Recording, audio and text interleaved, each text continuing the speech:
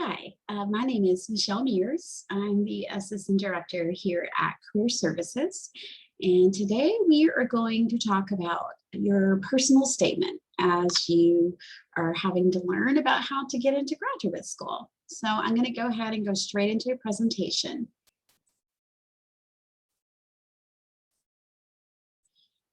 So whenever we think about personal statements, it could look like a lot of different things depending on the type of graduate program you're interested in. So what we're going to talk about today are just some tips that you could utilize when developing your personal statement. If I were meeting with you, I would want to know, where are you in the process? Are you just gathering information so you can write your personal statement? Are you at the process of getting everything down on paper and editing it? Or are you at the process of needing somebody to proofread it, to critique it? So there could be a lot of different stages. So what I'm going to do today is just talk in general about what a personal statement is, gives you some tips on how to do it well, and then give you also some questions that you can utilize to ask yourself to evaluate what it is that might make a good part or a good addition to your personal statement. So first off, real simply, what is a personal statement? And basically, you could see here by this slide, and it really is an opportunity for you to communicate your why, who you are, and how your experiences have impacted you. You want to explain your why you're an ideal candidate for a particular program, a picture of who you are, and then also how your personal and academic experiences have shaped you and your professional goals. So ways to prepare, going to look like a couple of different things.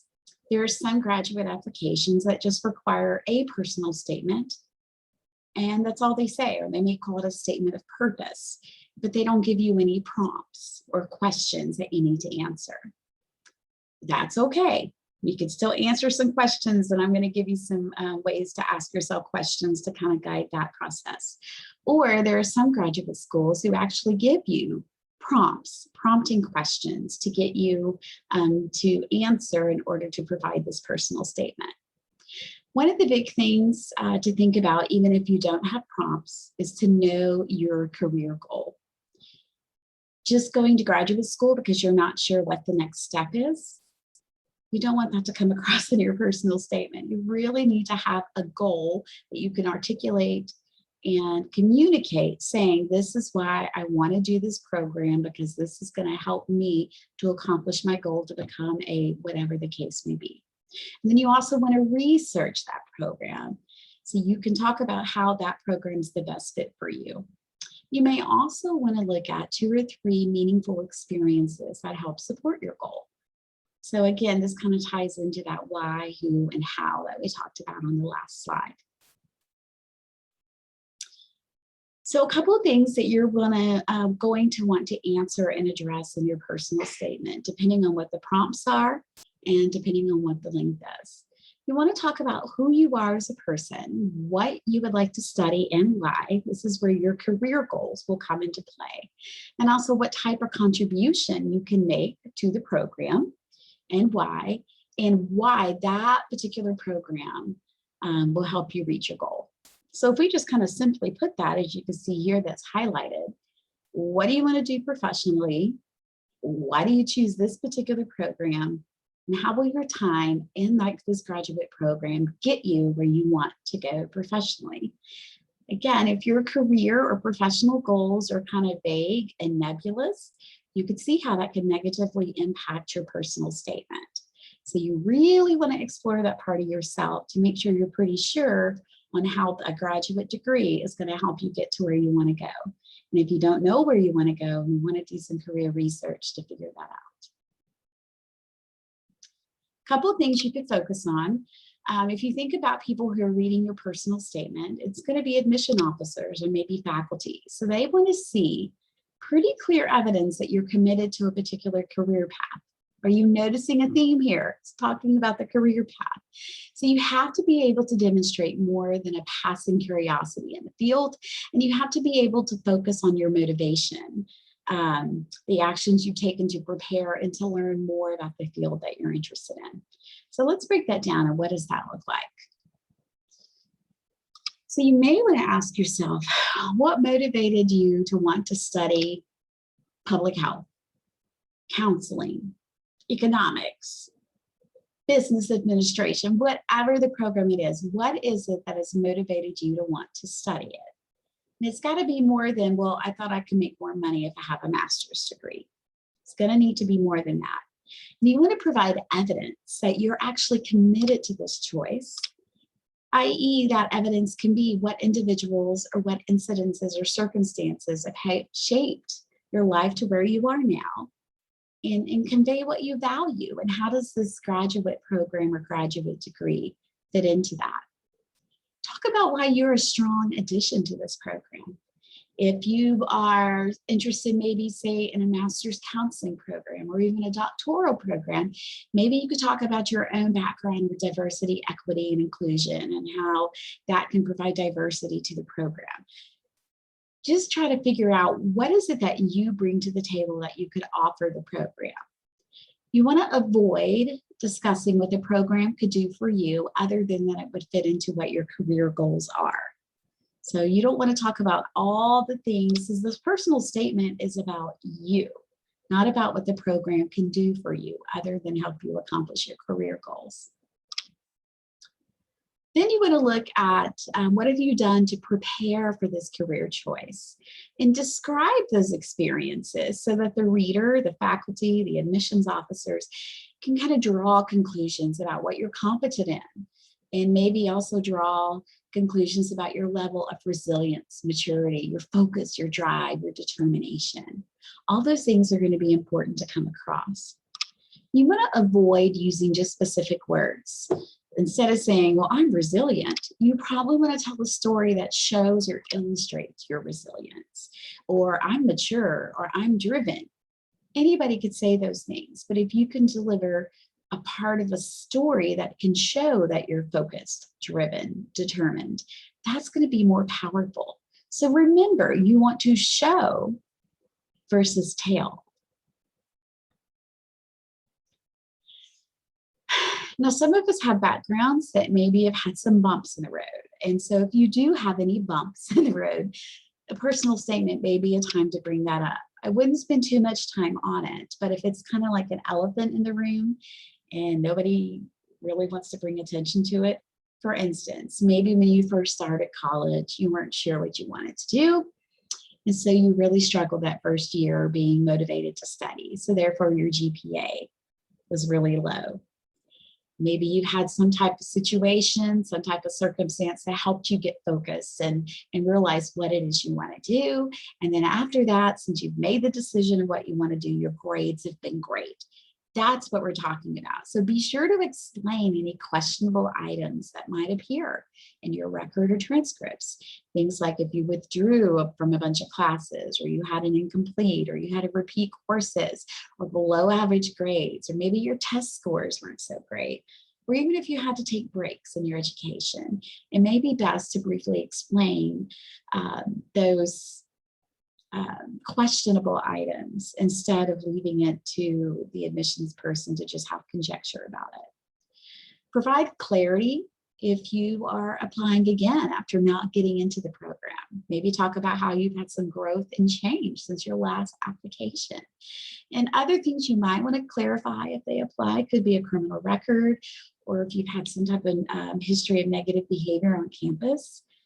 Don't meet too many students who have those things, but if you do, you want to briefly describe this. This shouldn't be the bulk of your personal statement, but you also don't want to ignore the obvious. Now, these next few slides are a bit overwhelming, and I'll be sure and share this actual presentation slide deck with the graduate school so that you can have access to this. But these are some questions to ask yourself as you're formulating your plan for your personal statement. And I could just read these along with you. First, what's special, unique, distinctive, and/or impressive about you or your life story? And you could share these things, but not in a cliche way, but something that tells your story. Storytelling is really powerful, and it's a great way to demonstrate aspects of your character and who you are and your identity without just stating simply what they are. So are there details in your life that might help people understand, or maybe the committee better understand, or understand you, or help you be set apart? Do you have personal or family problems? There's something that's happened in your background, or maybe there's been people or situations that have shaped or influenced your goals. Maybe you want to go into public health so that you could study epidemiology because you had a relative who passed away from something that could have been prevented by increased health education. That's just an example. So you also may want to talk about, when did you become interested in the field and what have you learned about it that's made you grow to the point where you think you're well suited for it? What insights have you learned about yourself as you've explored the field? And then what have you learned about the field, whether through classes, reading, seminars, your work, or any other experiences or conversations, maybe with other people in the field? I talked to some students who want to go to physical therapy school because they were a high school athlete and they got injured, and that physical therapist changed their life, and they got to kind of know that physical therapist and what their work was like. And that kind of instilled in them a desire to want to be a physical therapist themselves. You would jazz that up a little bit, of course, with your own storytelling, but that's just one example. Here's some other questions to ask yourself. Maybe you're somebody who didn't have a lot of time to maybe explore student organizations and student involvement because you were working. You were actually trying to pay your way through school.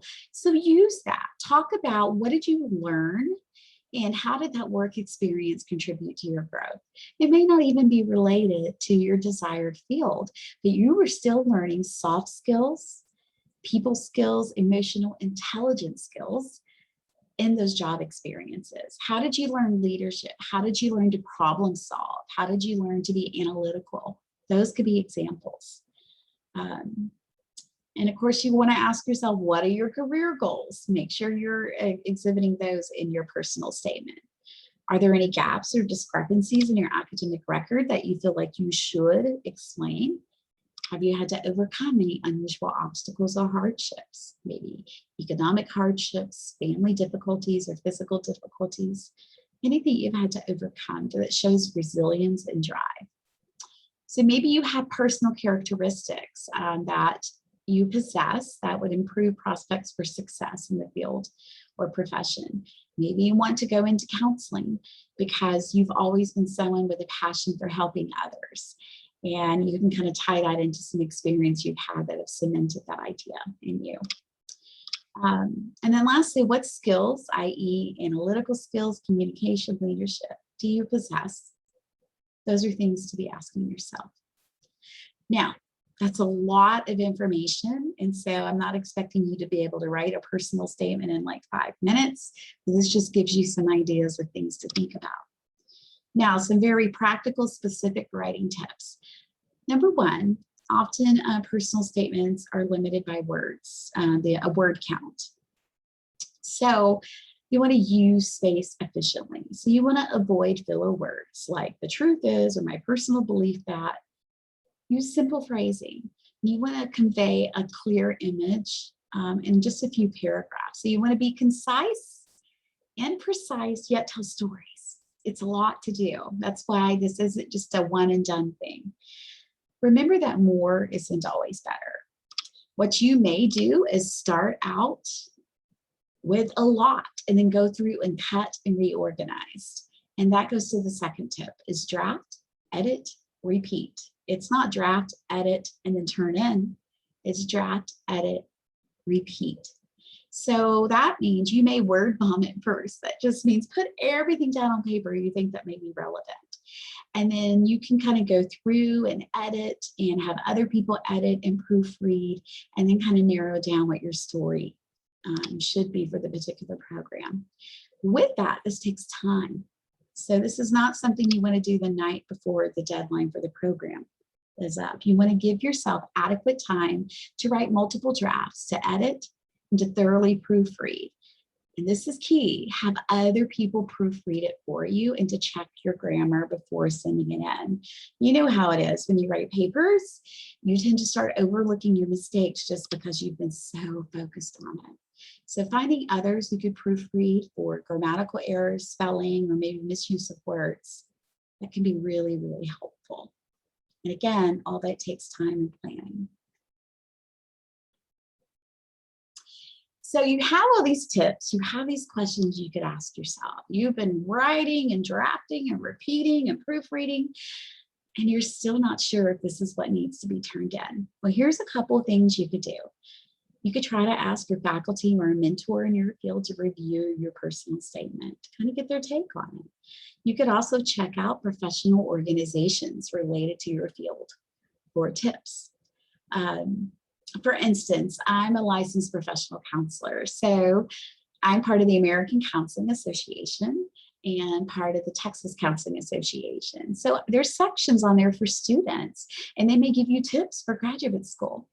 Whatever your field is, find kind of the go-to professional or national organization for it. You could Google it. Just think about it, or you could ask some of your faculty, what's the go-to professional organization for this field?